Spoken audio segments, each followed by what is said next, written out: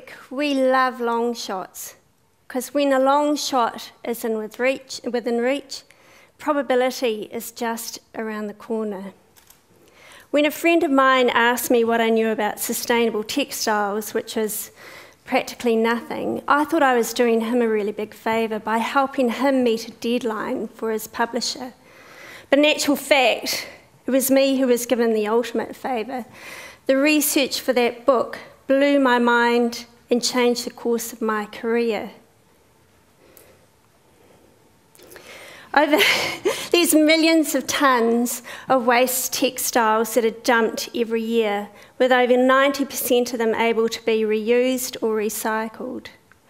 So we set up a company to address the amount of waste that is out there and to repurpose them to create second and third lives out of these textiles. Our first client was one of the most recognisable brands in the world. Starbucks go through millions of tonnes of coffee sacks every year, and this is just one of multiple warehouses that they have. And you can see from the size of this warehouse, the scale of fibre that they're dealing with. Every single one of these sacks, when emptied of beans, weighs about 1 kilo. So you've got 1 kilo of fibre, and they've got about 4 or 5 warehouses like this. So the scale of it is quite immense. So when Starbucks asked us what we could do with this waste fibre, I thought about it, and I thought about it really hard. And by coincidence, I was invited to a felting exhibition. I came out of that felting exhibition, and I had that light bulb moment where the solution came to me, and the solution for Starbucks was wool. So what we did is we created a trial where we took their coffee sacks and shredded them.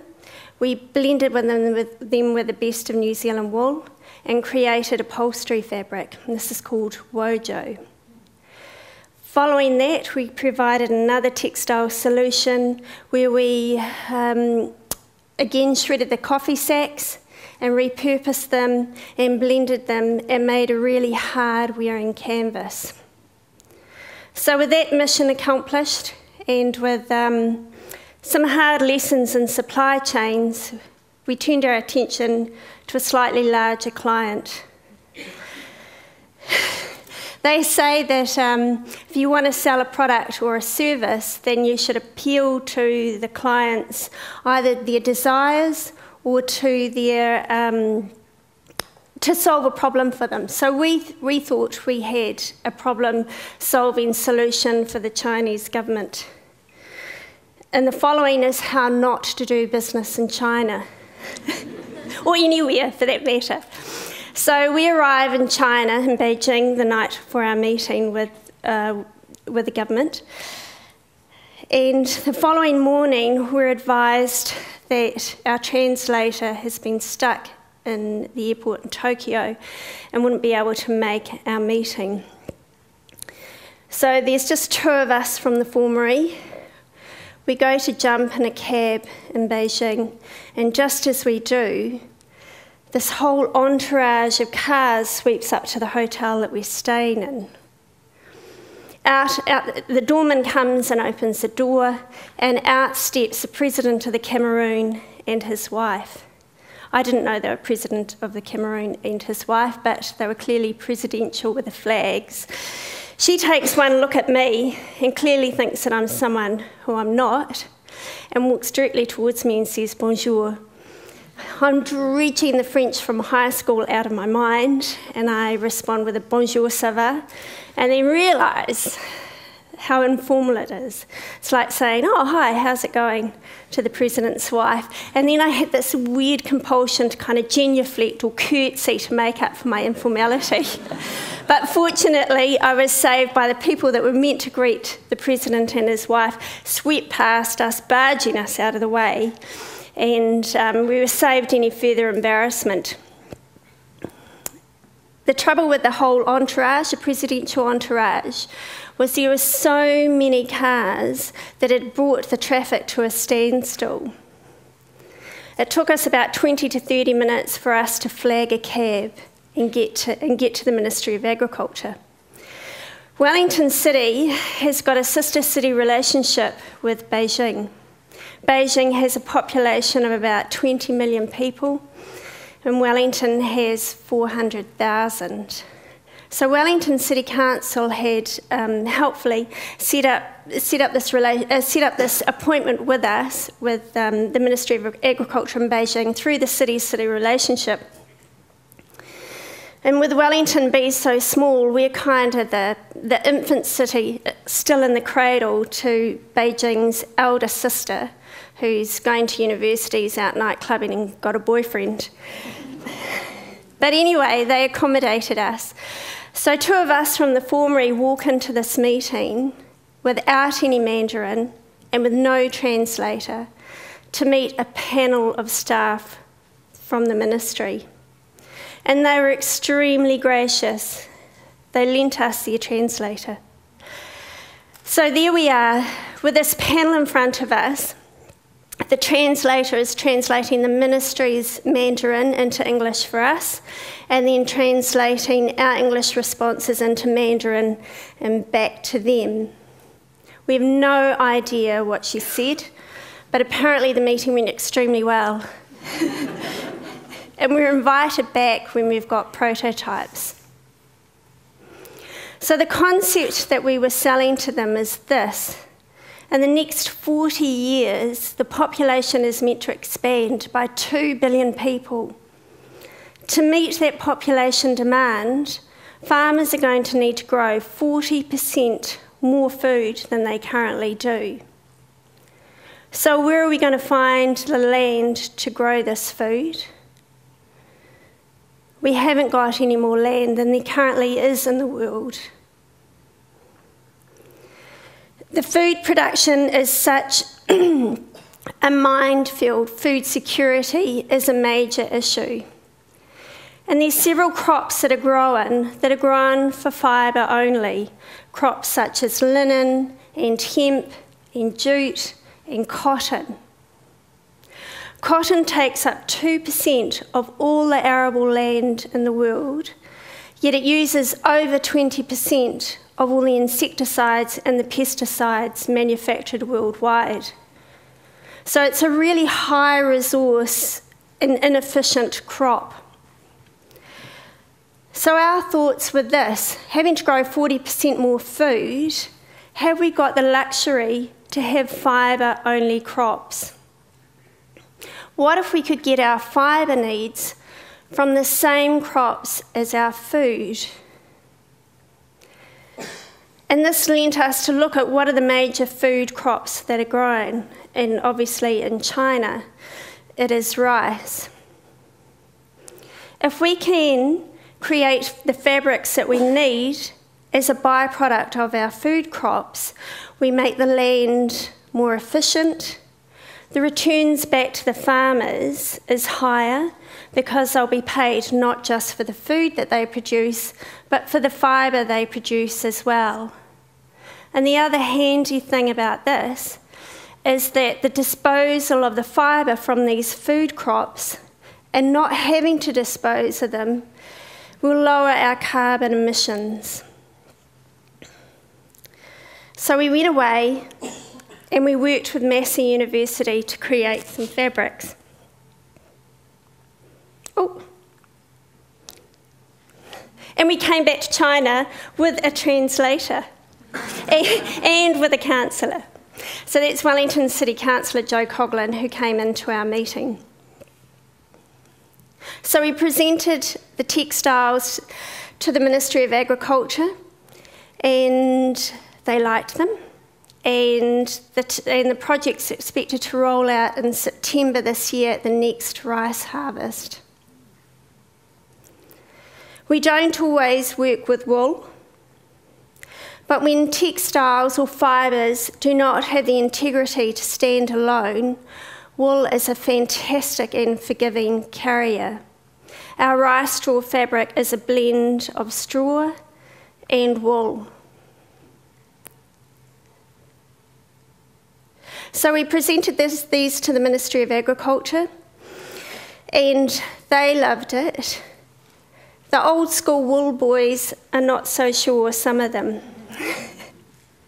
Because the wool industry, they try to keep the product as pure as possible. So often on farms, you'll see, well, generally on farms, you'll see there's little scrub and there's little bushes, because they don't want their wool contaminated. They don't want seeds in their fleece. They don't want thistles in their fleece.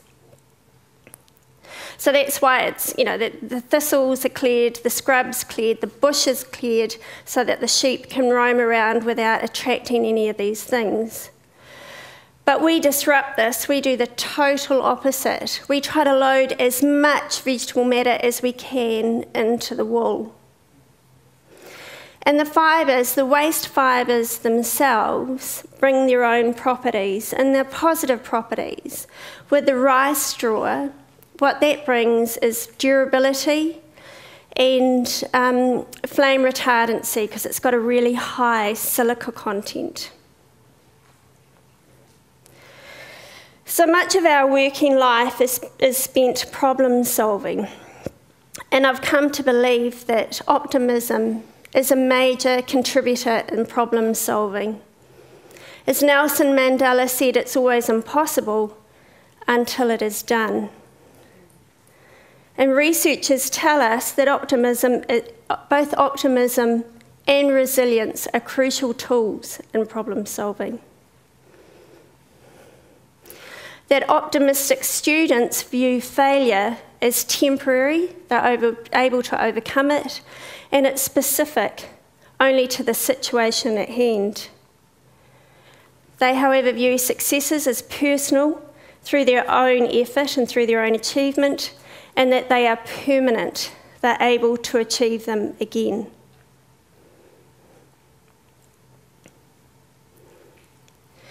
Resilience is, interestingly, Alain de Botton, the modern-day philosopher, has developed this manifesto for atheists. And within that, he has top 10 virtues. And number one in that list of 10 is resilience. Resilience is how you cope under stress, how you cope under adversity, how you bounce back after setbacks. And I love that Alain de Botton puts at the bottom, not frightening others with your fears. People who are optimistic and resilient,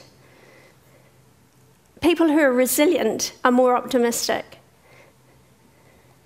They are more open to new experiences, and they tend to be less neurotic, which is really great to know. So turning these two traits of optimism and resilience to our current largest problem. Global warming is not just an environmental problem, it is a social problem. When houses get devastated by savage storms, when crops get ruined by drought, it is a social problem. And governments have been really slow to respond. The only cross-governmental initiative or cross-governmental decision is that the 2-degree increase in our temperature is our outer limits for us on this planet and for it remaining stable. So the initiatives haven't come from the governments, it's come from individuals.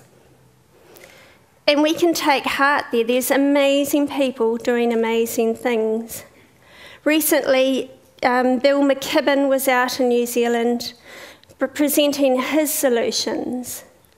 And his solution is divestment in fossil fuel companies. And the fossil fuel companies have in reserve 5 times the amount of fuel that will take us over that 2-degree level where we cannot go. So he proposes that we divest of these investments that are often favoured in pensions and in university investments. And in doing that, and in reducing subsidies or removing subsidies to these fossil fuel companies, the Earth stands a fighting chance. Al Gore is there with his A team, with his Plan A, and Richard Branson has his B team. The B team's just recently been launched, and it's about putting people and the planet alongside instead of behind profit. And they're right, businesses should be a force for good. As a major consumer of resources, they should be leading the way in tackling environmental and social and planetary problems. And there are some major and amazing companies doing things. New Zealand-born LanzaTech is a company that is creating fuel from the waste from steel production. They'll be able to provide 19% of all jet fuel required for travel. And the jet fuel that they will provide has a 50% lower carbon emission rate. So people are doing really, really incredible things. So we should take heart. But it's up to us as individuals to use our problem-solving capability. And we all have it. And we all should practice using it every day. And we should celebrate the successes that we do achieve, and we should celebrate them really, really loudly, because these will give us the confidence to tackle larger and larger problems.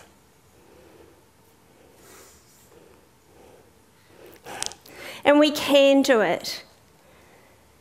We have the knowledge, we have the skills, and we have the intelligence to be able to solve the problems that our biosphere is currently facing.